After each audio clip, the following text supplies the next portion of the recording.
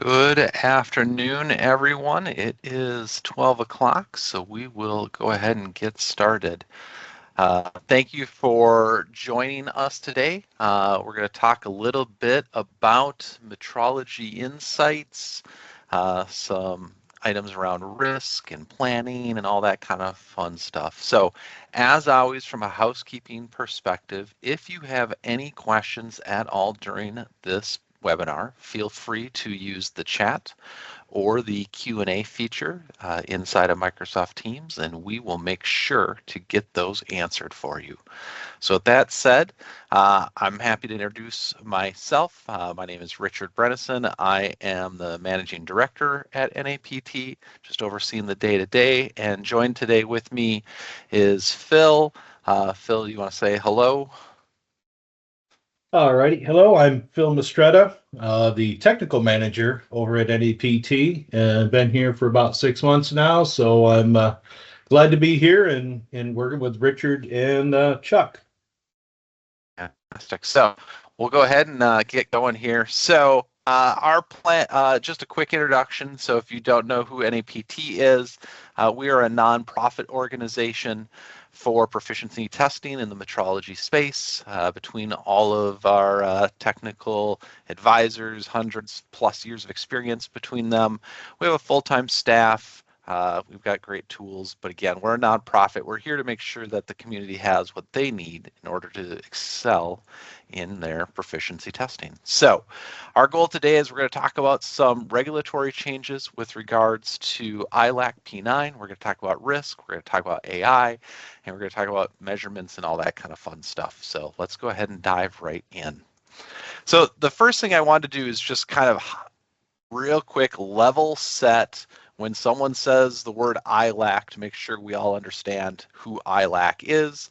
They're the international organization that sets the rules and regulations for each accrediting body.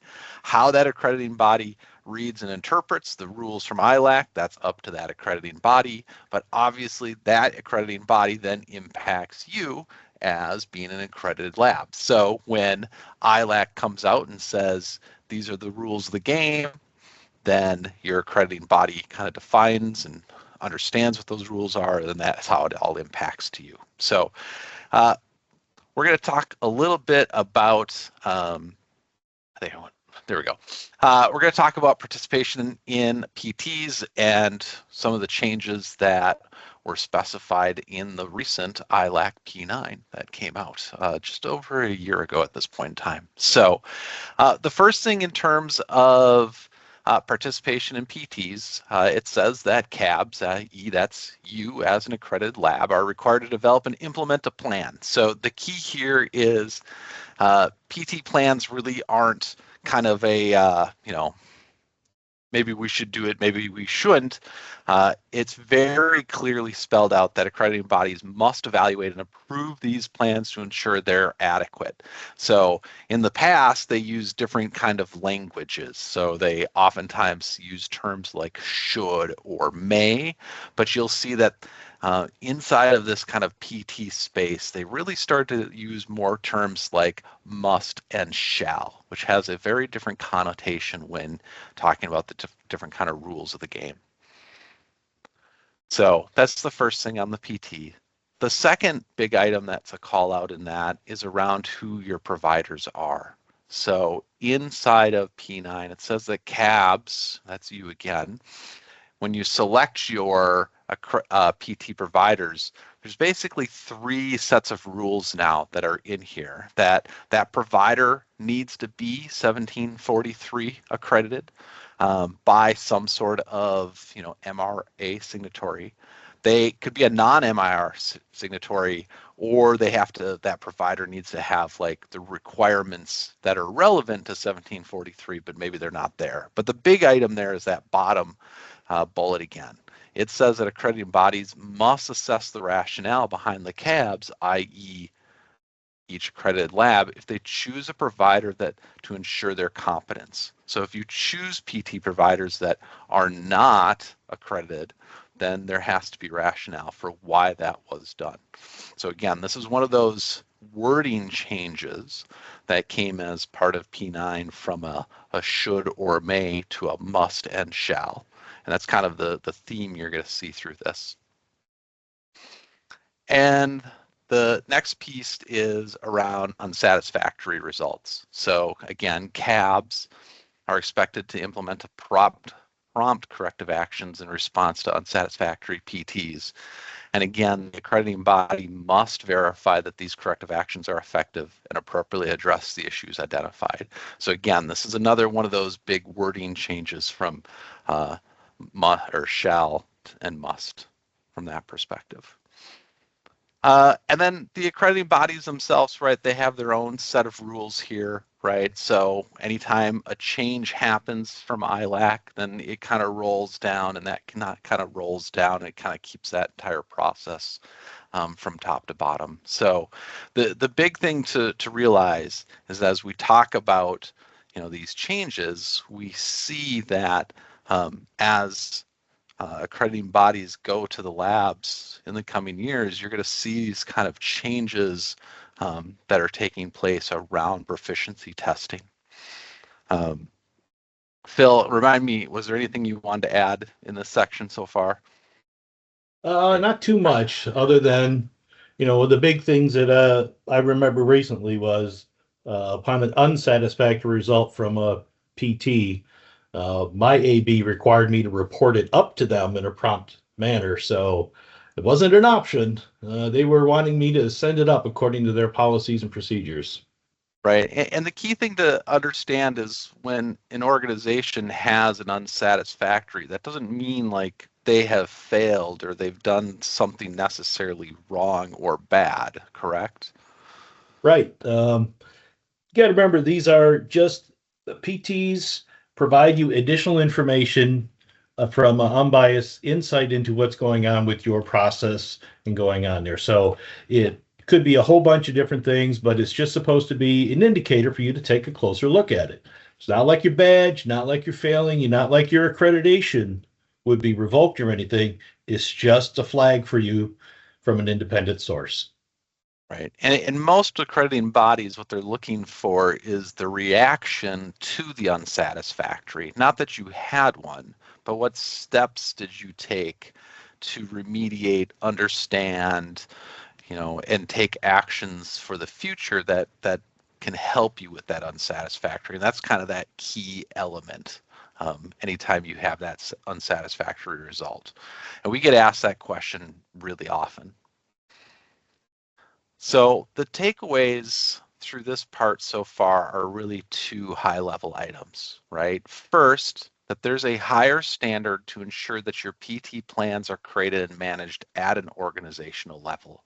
This no longer is a, we'll write it out on a piece of paper and throw it down kind of thing, that there is an actual process that you should be following to ensure that you have your PT plans and they're being reviewed and managed. The second piece then talks about that PT provider selection process needs to have some sort of thought behind it, that you must provide evidence of technical competence. And one of the questions that it's already been asked is, what does each provider do? How does ANAB do this versus A2LA versus, whoever the case might be? And the key thing to know is that each accrediting body has their own set of rules and standards. So it's important to talk with them through the accreditation process that should be there, right? So the other question is, we see the word must on here. Yeah, so in P9 it specifically uses the word shall, and oftentimes we'll have shall and must. We will use them interchangeably, but ultimately, right, what the answer is, it is shall, right? They shall do this, they must do this kind of information. So hopefully that makes sense. So what we want to do real quick is we talked about these PT plans. We talked about this element, and what we want to understand is that we want to NAPT is here to help you as organizations be able to meet these requirements. And we want to show a couple of things in our customer portal that can help you in this process. So the first thing we're going to do is we're going to talk about your PT plans. So inside of the customer portal, you have the ability to manage and operate your PT plans for your organizations. And these are rolling plans. So typically, Phil, what's the typical time frame for a PT plan that an organization should be kind of managing and monitoring? Well, most PT plans should look out about 4 years. That's a typical one that I've run across over the years. So if it's 2025, you should be looking out to 2029 at least. Right. So from the NAPT customer portal, you can come in and you can click, you can see what you currently have for your PT plan. You can come in, you can click to add to your plan. So for example, I could pick electrical and put in something for a parameter, pick my time frame. But the key element here is I'm going to choose what's the instrument, what's the artifacts that align from my scope to that PT plan, because as we just talked about, you as an organization need to have that that plan going forward. So it's important that you have that kind of timeline that you're from start to whatever that 4-year period is. So I could click add, and we've added on to this list. So there's another question. So regarding the PT plan, what should it encompass and what is the timeline for the plan? We talked about the 4 years. Does it have to include the entire scope? Phil, I'll let you answer that one. I think the answer is yes, but I'll let you. Yes, that is correct. You should address your entire scope within that time frame designated by your accreditation body.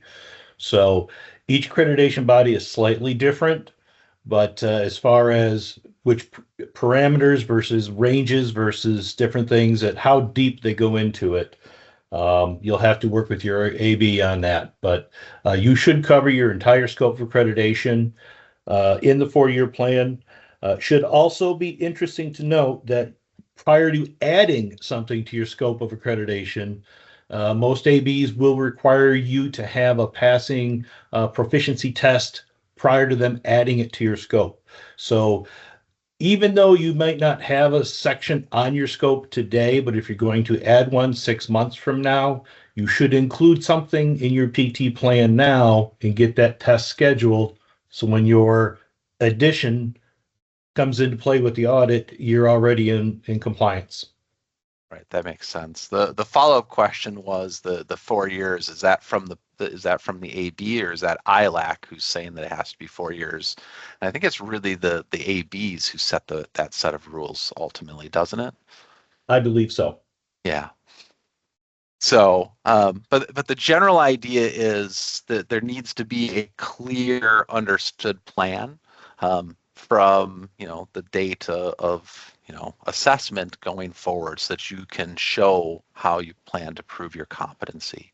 So the first thing to be aware of is NAP provides this tool. This is a free tool that anyone, you don't even have to be using any PT services, honestly. As long as you have access to the portal, you can use the PT plan. So it's a really handy way to manage and track and understand what's happening in your organization. The second item we want to call out is that also goes back to what we were just talking about a moment ago, and that's around this idea of corrective actions. How do we manage our corrective actions if we have an unsatisfactory in our organization? And a lot of organizations we find don't really have a clear process by which they manage that CAR. So one of the items we're adding to our customer portal that'll be available next month is the ability to manage corrective actions directly linked to your PT.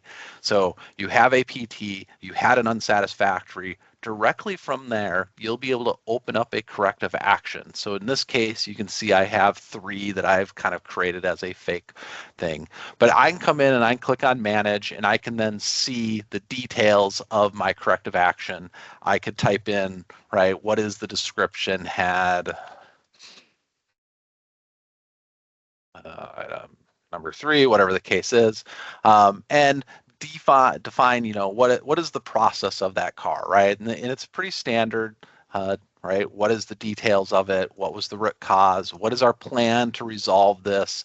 And then what's our follow-up?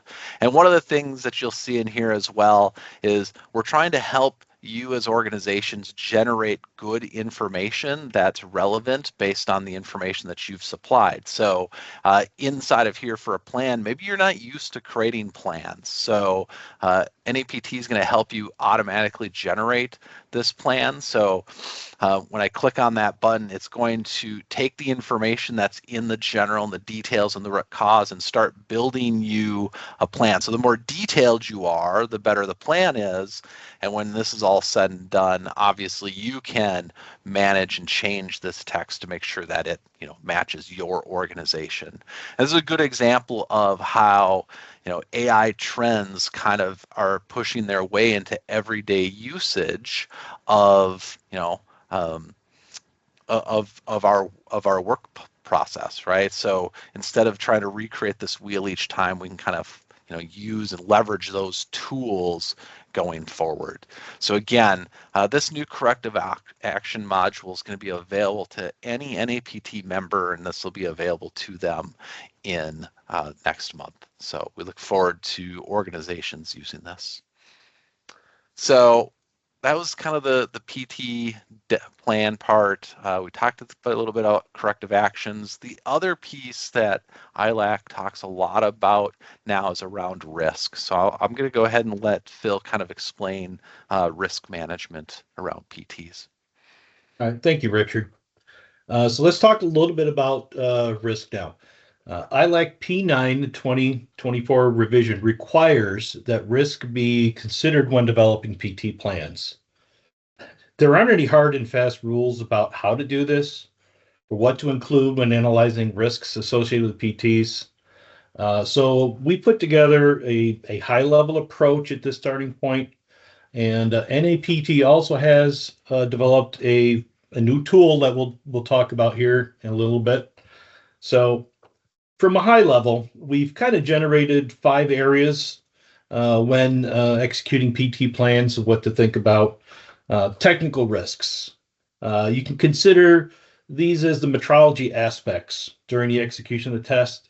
Things like environmental influences, warm-up times, calculations, making sure you are following all your policies and procedures when you're taking the test so we have a great opportunity to passing it. There are operational risks associated with taking PT tests. One of the things we see frequently are reporting results and process, people failing to check your data entry and failure to normalizing data. This can erroneously cause unsatisfactory results in PT tests, so there's an operational risk there. And compliance risks. You should be considering things that may impact your audits and accreditation, the checklist, the PT plan versus your scope for accreditation. As we've already discussed, the plan should reflect all the areas on your scope.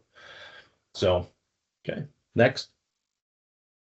2 other additional areas really are financials. Performing PT tests is not an inexpensive process. We all have limited financial resources and we don't want to waste them. So working within budgets can be challenging. So take some time when you're developing your plan and kind of match them up with your future budget expectations. Like don't take 5 PT tests in 1 year and then schedule 1 in every other year. Spread them out. Keep your costs flat.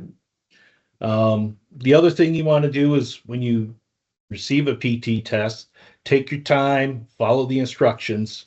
Rework is always more expensive no matter how you do it. To get most out of your PT test, they're supposed to give you an independent insight into your measurement process. Having to repeat a PT test will cost you a little bit more. And finally, there are reputational risks. Remember, PT results are inspectable as part of your accreditation audit and customer audits. So your customers and your auditors are going to wind up going to see these So want to make sure you get everything done right the first time. Okay. And really, just some real basic mitigation strategies. Your quality system should address PT plans and review them on a periodic basis. Quality doesn't really happen by accident. Um, the ISO 17025 requires an annual quality management review at a minimum. So you should be looking at your PT tests and plans and results on a routine basis. I would say at least once a year you should be doing it. Risk-based decision making also considers not just the magnitude of the impact, but also the likelihood or probability of events happening. So keep that in mind when you're making your decisions. Um, with all these thoughts in mind, NAPT has developed a free risk analysis tool, which Richard's going to demonstrate in a little bit. Now, remember what I said, there are no hard and fast rules on this. So this is just a general high level approach to looking at risk from the perspective of PTs. Well, thanks for the intro there. So what we're going to add to the customer portal to help organizations meet this risk management need is a new risk module. This module, much like the PT plan, will also be free and available to any individual. So when you come into the portal, up at the top, there'll be a new risk option. And what we've done at NAPT is we've defined out 10 different areas of risk assessment. Again, there's nothing specific in any ILAC documents or from the ABs at this point that says these have to be those 10. This is kind of where we as NAPT kind of put together and kind of try to land on to help organizations.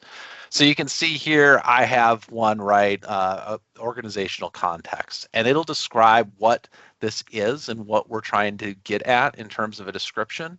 And when I come to update, I will be able to select anywhere from high risk, being that, this is an incredibly risky thing. We haven't, kind of done any of the items that are within this context, all the way down to optimal risk. Obviously, there's no such thing as, no risk. Because there's always a probability of something happening, but you'll, as an organization, be able to come in and manage that based on your understanding of it. So I'm going to go ahead and I'll say very low risk in this case. And what will happen is we're going to update the score, and we have this idea of a weighted score as well. So each category will have its own weight. So by default, we'll set everything to the same, but if there's certain areas based on your organization that you believe have a higher weight versus a lower weight, you'll be able to manage that to be able to create your kind of weighted environment, where at the end of the day, 10 being perfect, which I don't think would be possible, all the way down to 0, which I don't think would be realistic either. But the idea is to build you this kind of score and weighted score. So as I come through, an organization would create and go through each one of these items to kind of set their baseline for their organization. And once they've done it, they would go ahead and click save. Now, Phil, how often should I be kind of monitoring my risk? Is this a monthly thing, a yearly thing, and every 10-year thing? Like, how often should I be doing this? At a minimum, you should really look at this on an annual basis.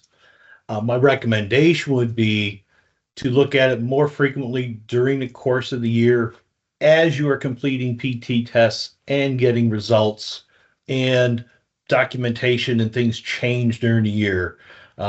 I would look at this probably on a quarterly basis, but at a minimum, you should look at it once a year. Yeah. And one of the things we're again, this is a new tool, so we're always open to ideas, but the concept, what we're going to do here is as you review these items, we're going to save that information in the background. So as you go to the next review, let's say it's 6 months later and you do that review again, we're going to graph out your risk over a period of time so you can visually see, right, are things going up or down based on your organizational, changes or whatever the case might be. And then at the very end, obviously, well, after you've done this, you'll be able to print out a report that you can hand to your accrediting bodies that shows that you've gone through this risk process, what notes you've detailed along the way. Because if I came in and I were to mark something as, optimal risk, there's like almost no chance it happens. Your accrediting body will want justification for why you have those type of scores. That's part of that risk process. It's not just laying a number down, but also be able to defend what that risk means to your organization and why you selected that. So I think those kind of things go hand in hand. So in addition to setting the score, you'll be able to set notes, and all that information will appear on the report at the end. So we're really excited to offer this. We're going to have this come out in late April. So again, if you're watching this or you see it on the replay and you've got ideas of things that you'd like to see added, don't hesitate to send them our way, because ultimately, again, this risk tool is really for organizations like yourself to make sure that everyone is going through the process of risk and helping trying to identify it. So so we talked about reviewing risk plan. Another question that came in, how often should I be reviewing my PT plan? I know we talked about PT plans before, Phil. What's the typical interval for that? Again, a PT plan, I would be looking at that at least on an annual basis, depending on what's going on in your organization. Okay, cool. Question came in, is the overall risk of the entire PT plan, or is it for each item on the scope of accreditation? I'll start here and I'll let Phil kind of fill in the gaps. So it really is, what we're providing here is a high level risk plan around PTs, but risk could be as granular as you want to identify it. So Phil, do you want to kind of fill in the gaps? Yep. I actually have developed a tool for myself that that goes down to the scope level, down into the parameter, and even down to the range level. It can go as granular as you need to. The big thing is you got to at least start somewhere. You should be starting with the top level and then drilling your way down in as necessary or when needed. If you get an unsatisfactory on DC low frequency, then maybe you should drill into the risk of your DC low frequency section and develop a risk plan around that. So, and I think the important thing to keep in mind is the idea around risk. If you actually sit back and think about it and go through the process, it can be incredibly valuable for your organization. It could also be incredibly invaluable or not valuable if you simply kind of just check a bunch of boxes and move on because we're required to do it kind of perspective. So we always tell organizations this is, risk and PT plans, those are things that if you spend a little bit of time really thinking about can really help your organization in the long run. All right. Any other questions here? All right. So, talked about the demo. So, Phil, some best practices for risk management. alrighty. Getting low on time, but I think we've covered most of these in our discussions here as we've talked about. So, review and revise your plans periodically. Nothing in an industry is static. Labs are always expanding scopes of accreditation. You always have technician turnover. You're bringing on new clients with new requirements. So you should be looking at these things more often. Review your PT policies and procedures against the AB requirements as they're being revised to comply with the ILAC P9 9 2024 edition. So they should be having things come out if they already haven't. The other thing is using statistical methods to assess your PT effectiveness. PTs shouldn't be just a one and done thing. You should be looking at these over time. Look for trends in your results. This is where you take advantage of the PTs, and it can help you in your organization improve your process over time and things. So there's another thing to think about. And you should work closely with your PT provider and take advantage of their services. We're here to make your job easier and reduce your stress. So that's pretty much what I got for best practices at this short time.